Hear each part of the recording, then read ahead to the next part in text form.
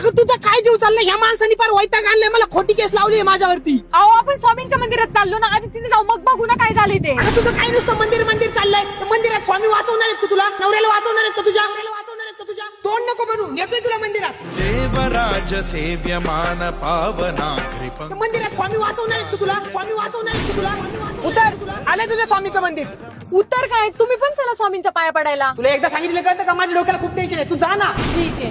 नारदादि योगी वृंद वंदितं दिगंबरं काशिकापुराधिनाथ काल भैरवं भजे.